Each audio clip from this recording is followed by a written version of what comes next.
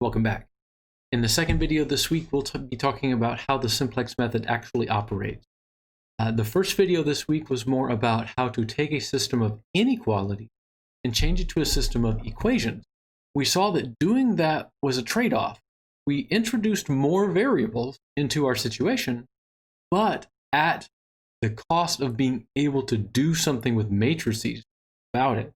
And for example, in this system of inequalities, which is what the example was from the first half of the video, first video of the week, we saw that by adding two extra variables, from making it from a two-dimensional system into a four-dimensional system, we were able to turn our inequalities into equations. And so it was hard to visualize and it was hard to imagine that four-dimensional space, but it is a four-dimensional space, and it would be lines in a four-dimensional picture. Good thing for us that we don't have to draw that four-dimensional picture. And we were able to use the matrix methods to look at the corner points. And in this video, we'll be talking about how to move between those corner points in an efficient way. And so let's review the example that we had from the beginning of the last video. So we're maximizing this function z, x1 plus 5x2, and we're doing so inside this solution region, inside this feasible region. x1 plus x2 is less than or equal to 20. x1 minus 2x2 is less than or equal to 14. And x1 and x2 are greater than or equal to 0. We saw that the greater than or equal to 0 part, this one, we often got that one for free. We don't need to display that one in our new system of equations. The method will take care of that part for us. But everything else needed to be changed into an equation. And so what we did was we added the slack variables, S1 and S2. It basically took up the slack in the inequality. And so once we took up the slack, we didn't have any more slack, and it was exactly equal to 20 and exactly equal to 14. No inequalities necessary. And that was what allowed us to write a matrix, just like we did with Gauss-Jordan back in the day.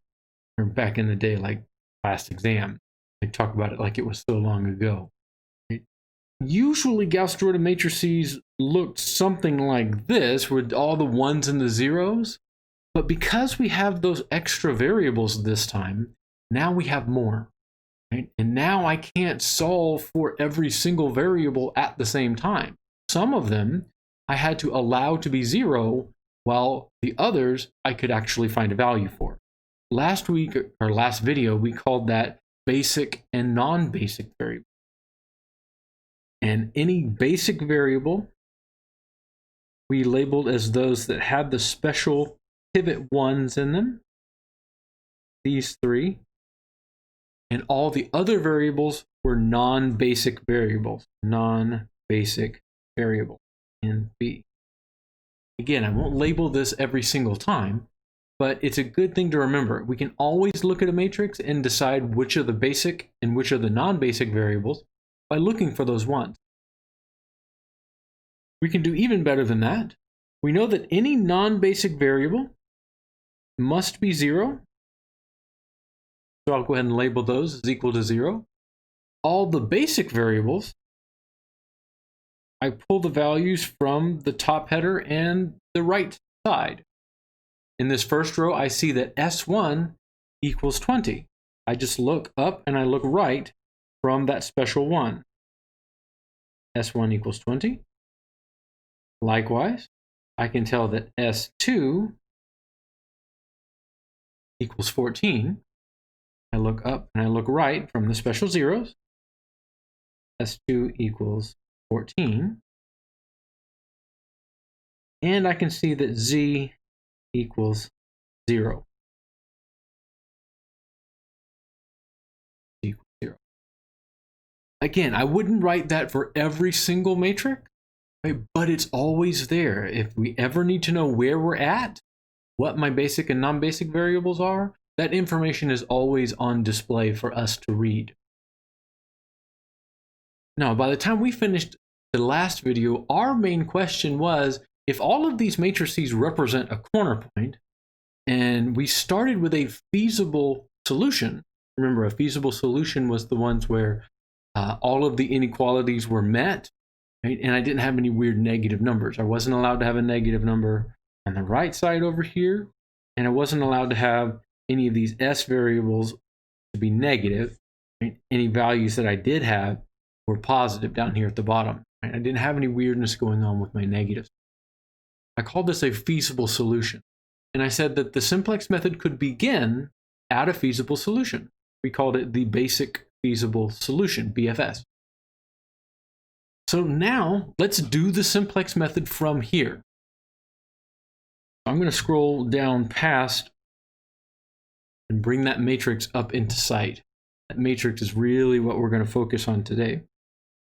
When I'm looking to do the simplex method, I've always got three things in mind.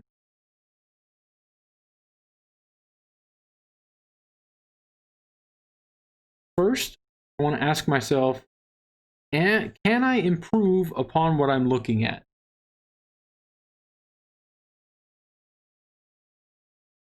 I'll make this black so it's not, we don't have to read quite so much red. Can I improve? And the reason, the way that I tell if I can improve or not is by looking at this very last row. There's a reason that I held this one special, and that's because we said in the last video that this one represented the objective function. And in the objective function, if there are any negative numbers in that row, what we will call negative indicator numbers, if there are any negative indicators in that last row, that will be my signal that the z value could be higher. Let's remind ourselves what this objective function actually means. This meant negative x1 minus 5x2 plus z equals 0. And basically what this means is that if x1 were to be any higher, let's say x1 goes up, well, I can't make x1 go up without also making z go up. Do you see how I've got this has to equal 0. And so if I had negative 10 minus 5 times, we'll call this one 0 for sake of argument, z would have to be 10 to force the final result to be 0. And so if x1 goes up, z would have to go up as well. Same thing for x2. The negative numbers tell me that if those variables go up, right, then z would go up as well. And I know that they can go up because if you remember looking back at the matrix, these variables were non-basic in the first place. Right now, they are 0. They could certainly be higher than 0. How could I do that? By making them a basic variable.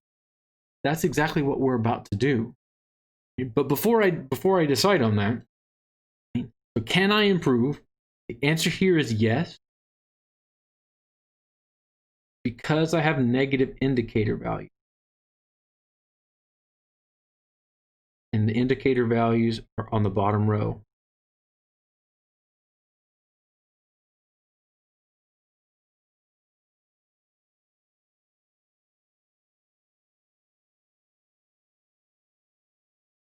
By the way, if I cannot improve, then I'd be done.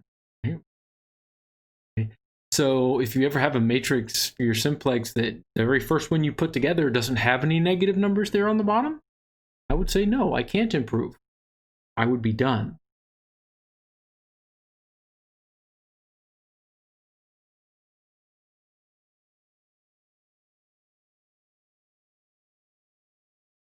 And the solution that you're looking at is the optimum solution. Remember, we can read the solution out of the matrix. And so if we couldn't improve, then we'd be looking at the optimum. But most of the time when you look at these simplex matrices, the answer will be yes, I can improve. So what that means is that the current slate of basic and non-basic variables that I'm looking at is not the correct slate of basic and non-basic variables. What I need to do is I need to make one of the basic variables non-basic, and I need to make one of the non-basic variables basic. I'm essentially trading them out. right? I'm not allowed to have any more basic variables than 3. We discussed last time how the pivots can only occur once in every column and once in every row. Right now, I'm full, right? It's like the bouncer of the club, right? We're at capacity right now. We're at a 1 in, 1 out situation, right? So if I want to change my current set of basics and non-basics, I have to make a decision. Which non-basic would be best to bring in and which basic would be best to push out? And that's what the next steps are going to do. You decide which one to bring in and which one to push out.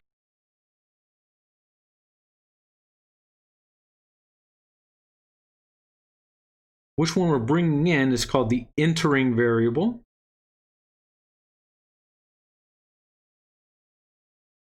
I guess that makes a lot of sense. Entering variable, right? It's entering into the club of basic variables.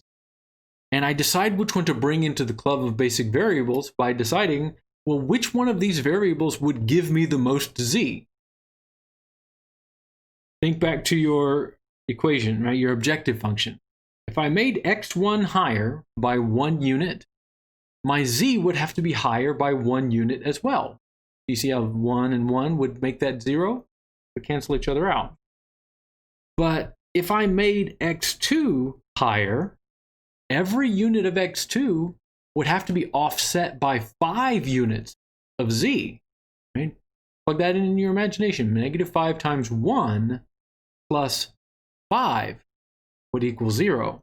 And so I'm going to get more bang for my buck if I go with x2. Right? And if I want z to be as high as possible, then I should start by wanting x2 to be as high as possible. And so the way I decide that in looking at the matrix, I look for the biggest negative number on the bottom row.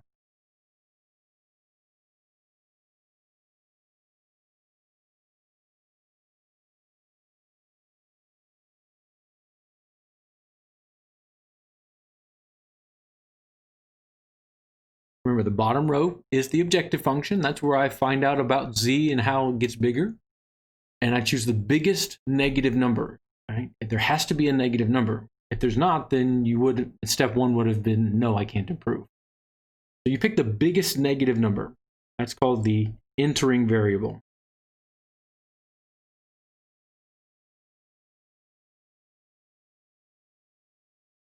There's my -5. So I will say -5 is where my entering variable lives. The actual entering variable is x2. Right now it's 0, but in the next step it won't be 0. Of course, remember, we're in a 1 in, 1 out situation. So I can't just say make x2 non-zero. I have to decide, well, which of these other variables am I going to allow to be pushed out by that x2? Well, the z, you're never allowed to change this pivot. So that makes it a little bit easier to decide. The z has to always stay. That means these other 2 variables, s1 and s2, these are the only ones that are left to choose between. Which one should I push to the side? And the way that I decide which one I push to the side, by calculating, next step, bring that down even farther. I decide on which by calculating a few ratios.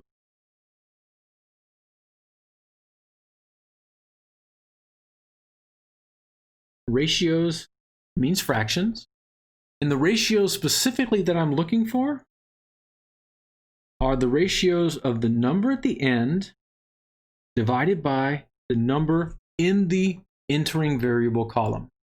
And what this is going to tell me is it's going to say, well, if I go in this direction, right, how many units of x2 am I going to get out of this situation?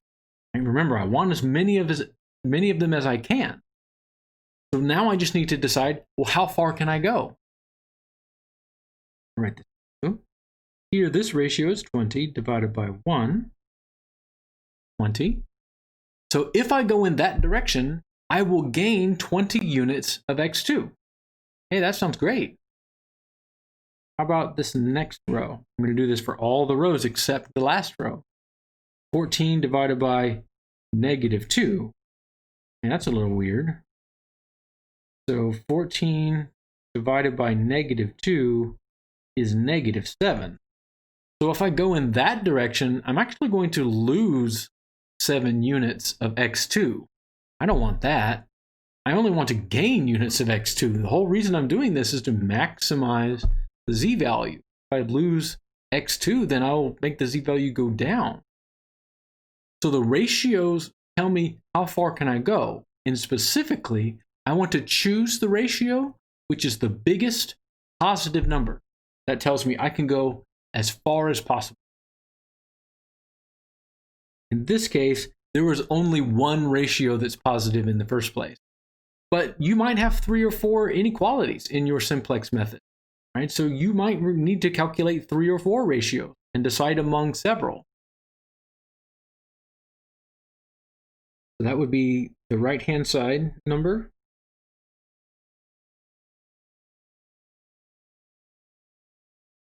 Divided by the numbers in the entering variable column.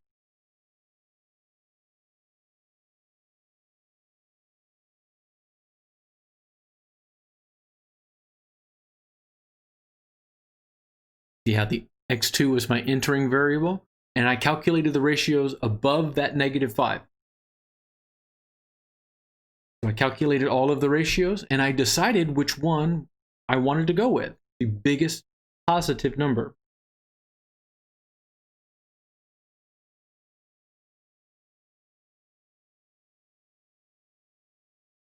That's called the exiting variable.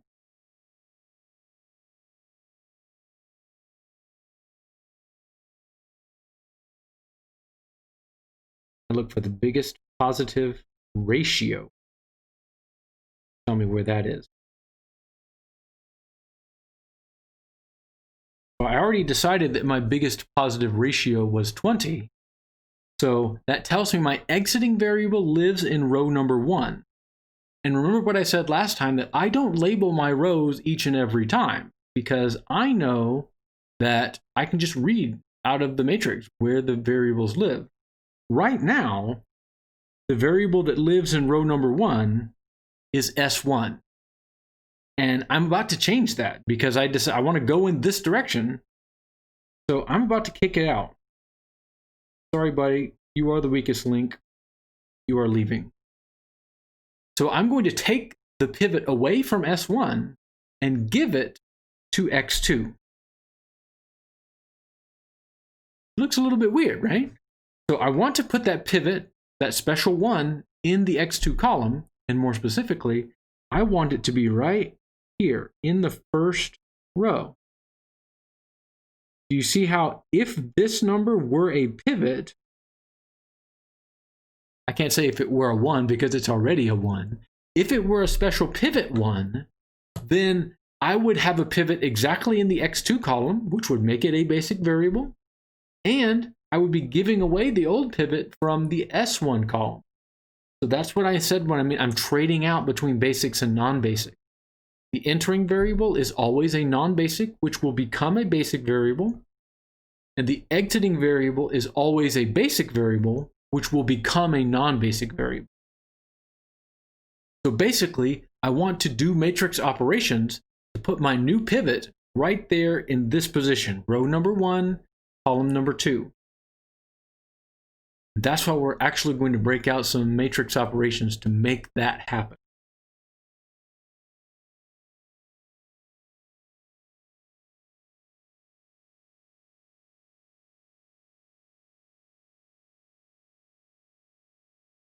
To do that, we have to break out the Gauss-Jordan tools.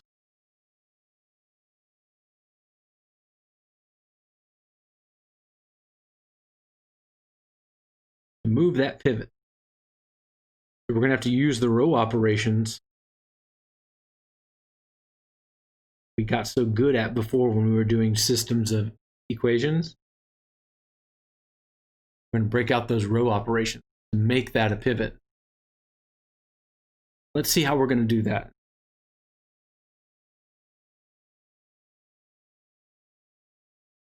All right. We said in our previous step that our new pivot should be right here. We had our entering, we had our exiting, we did all of that before. But the end of that discussion told me my new pivot should be right here in this position, row 1, column 2. Thinking way back to the Gauss-Jordan days, you might want to go back and look at the video for those, because we're basically doing the same thing. The Gauss-Jordan tells me, first, make that number a 1. Here it's already a 1. And then make all the other numbers above it and below it into a 0. And I do that using that special linear combination, multiply and add combination. Here's what this looks like. I will take positive 2 times row 1 plus row 2 replaces row 2. Remember, positive 2 times the number in row 1, which is already a 1. I didn't need to do a divide step here. Positive 2 times the 1 that's already there would give me positive 2. Positive 2 plus the negative 2 that I already see in row number 2 would make it a 0. And I really need this to be 0.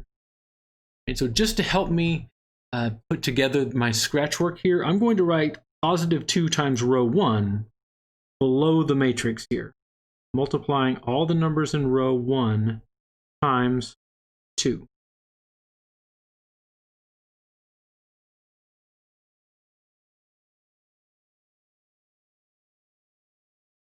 But I'm not going to finish it out just yet, because we're going to be doing this so many times that I'm going to hold on to all of my operations until I can do them all at once. In the last row, I'd like to make this number a 0. And to do that, I need positive 5 times row 1 plus row 3. Remember, I always take the same version of the number, but the opposite sign. That makes a 0. So I need positive 5 times row 1 plus row 3 gives me my new row 3. So I'm going to write 5 times row 1 in my scratch work section. Notice in my scratch work section that I have not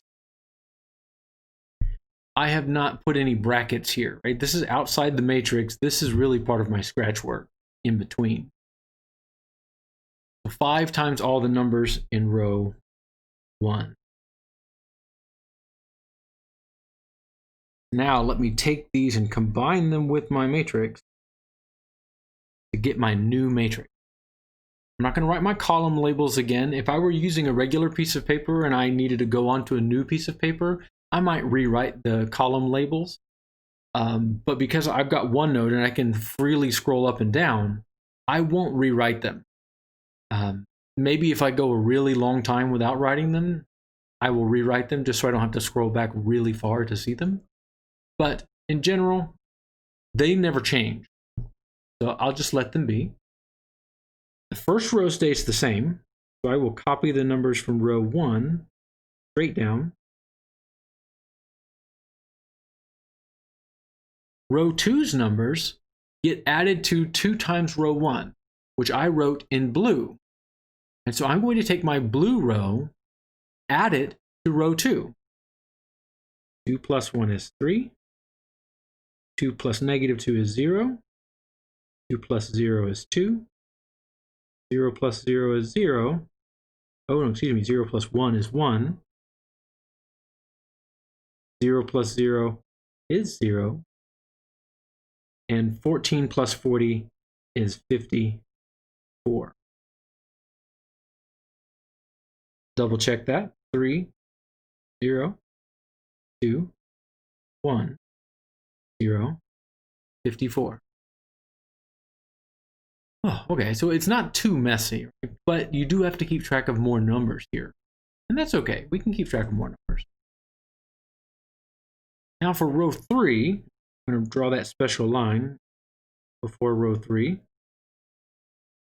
Row 3 is 5 times row 1, which I wrote in green, plus row 3. So I'm going to add the numbers from row 3 to the green numbers in my scratch work area. That gives me my new row 3. -1 plus 5 is 4. -5 plus 5 is 0. 0 plus 5 is 5. 0 plus 0 is 0. 1 plus 0 is 1. 0 plus 100 is 100. And so now I have completed my first pivot operation. I know I use the word pivot to mean the little ones inside, but when I say pivot operation in simplex terms, that means changing the pivots, which required all of this. Sometimes it'll be even more than in this, right? Sometimes we'll have to make the pivot a 1 first and then go to add it. And a lot of times that will create fractions. Good thing we've got calculators and computers to help us. Notice how the pivots used to be at these 3 locations. These 3 variables, S1, S2, and Z, used to be my basic variable. But now it's different. Now my basic variables are X2, S2, and Z. Remember, I traded out, right? The pivot used to be in S1, but now it's in X2. Trading one variable for another. That's what the simplex method does every single time. And what this means, if you want to go back to the graphical version of this problem, what this means is that I started at 0, 0, and I moved along one edge to get to the next corner point from that edge. That's what I did graphically. But like I said, we can't see these graphically too much. It helps to understand what's going on. But ideally, eventually, we won't need graphics at all. At this point, I've got a new pivot. I've got a new solution. So I will go ahead and write my basics and non-basics again, just because we're still learning. We need to practice identifying basics and non-basics, as well as identifying what the actual solution that's shown is. This is x1 equals 0. Non-basics are always 0. x2 equals 20. I read to the edge.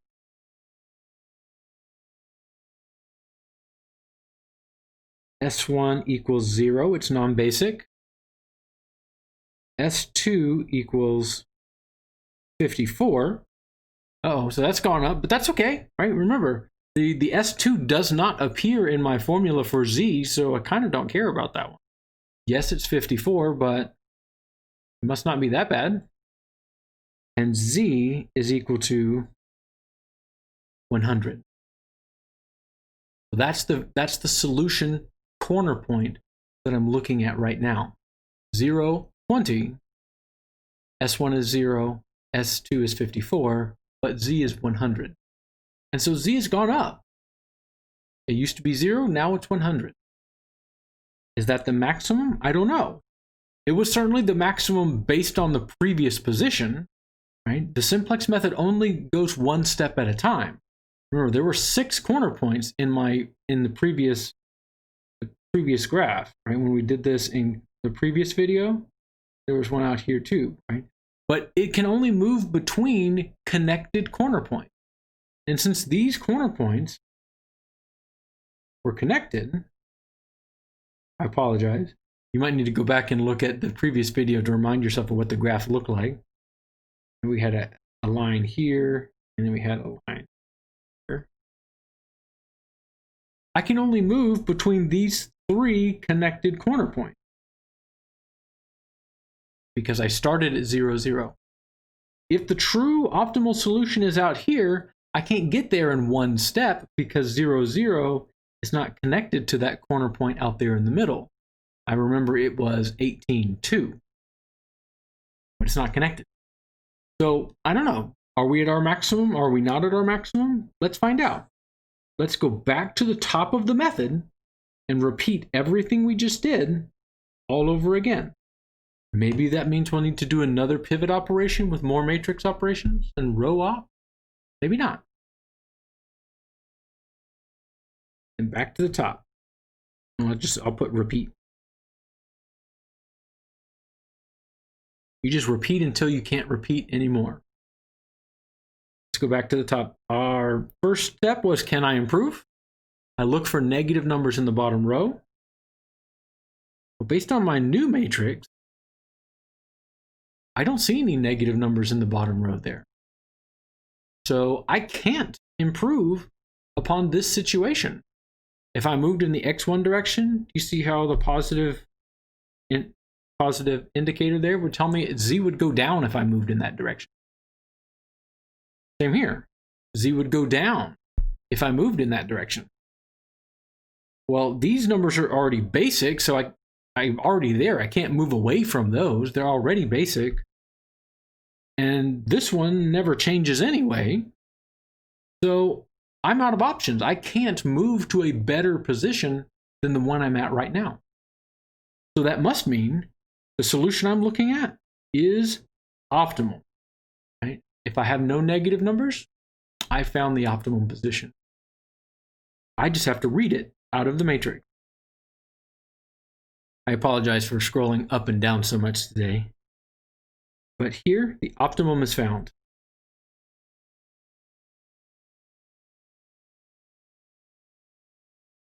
The maximum value of z is 100.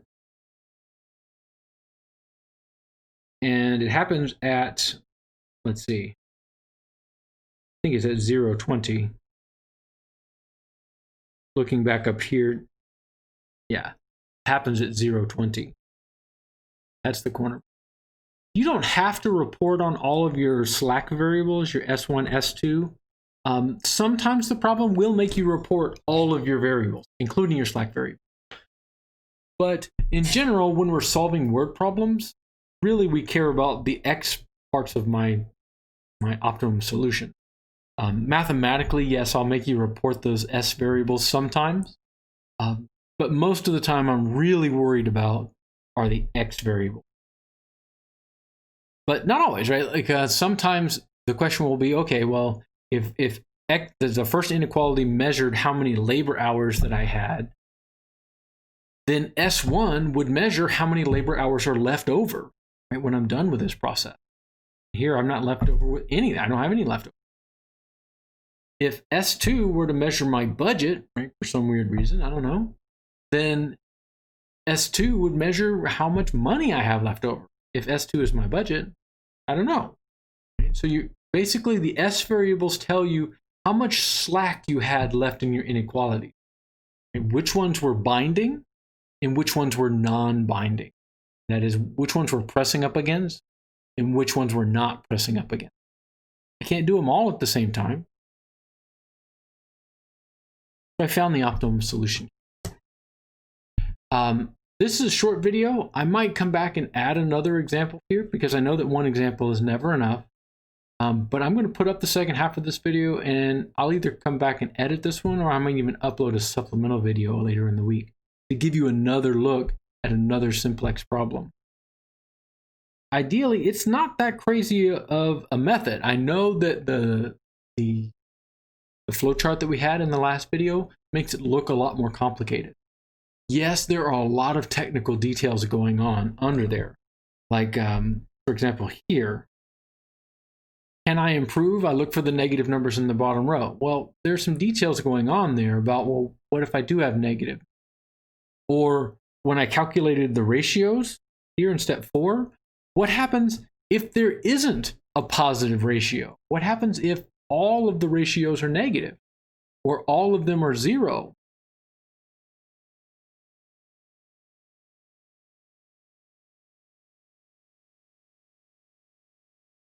No optimum would exist.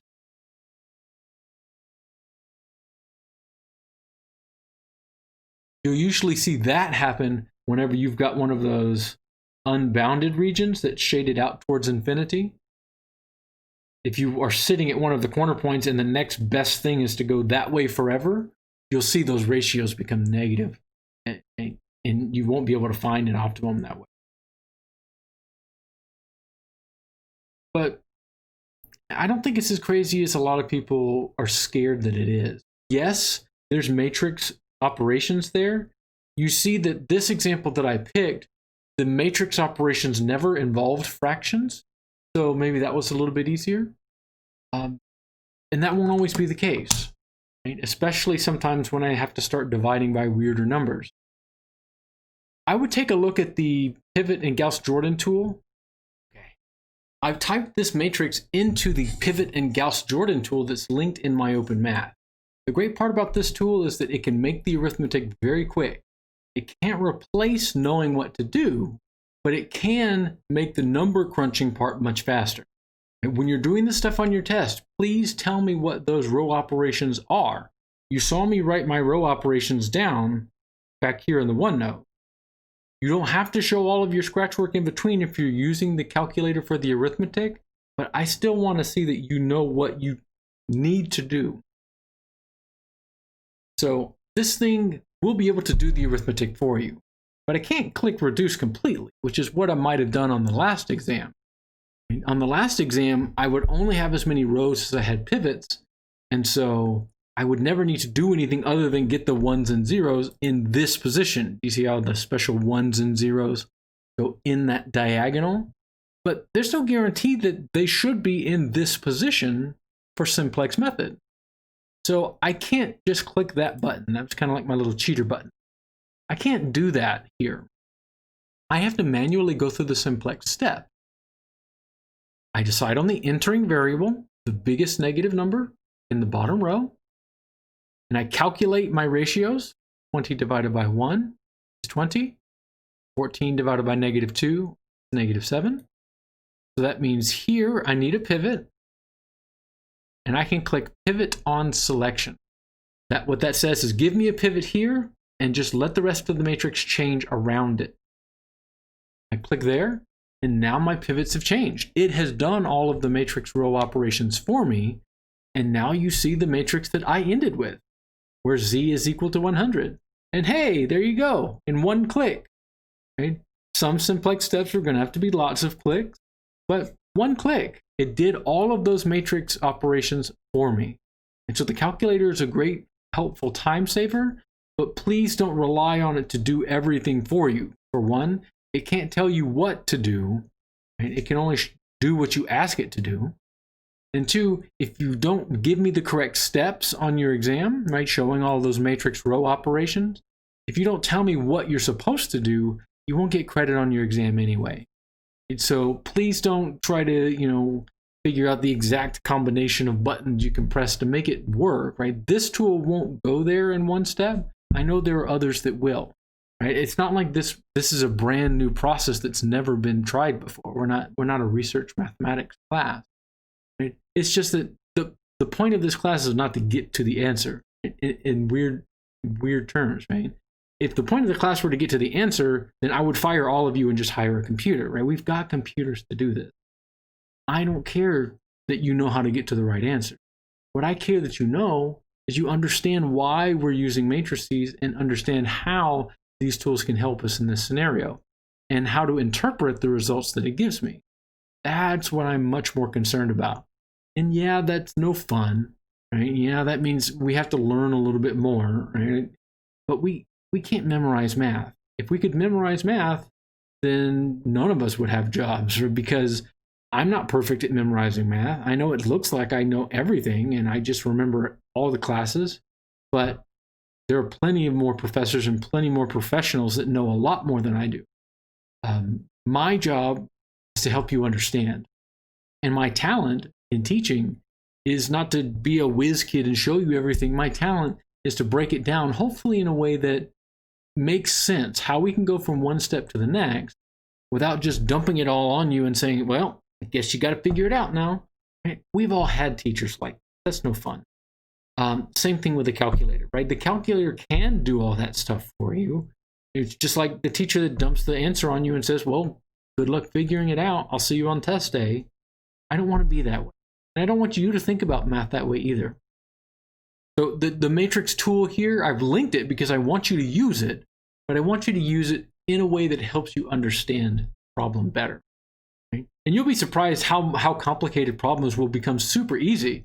Right? By the way, if you are using this tool, I highly recommend that you click this button here to make it fraction mode. That way, no one wants to see big nasty decimals in their problems. And yeah, sometimes fractions are no fun to look at, but we'll work with fractions more often than decimals in this class.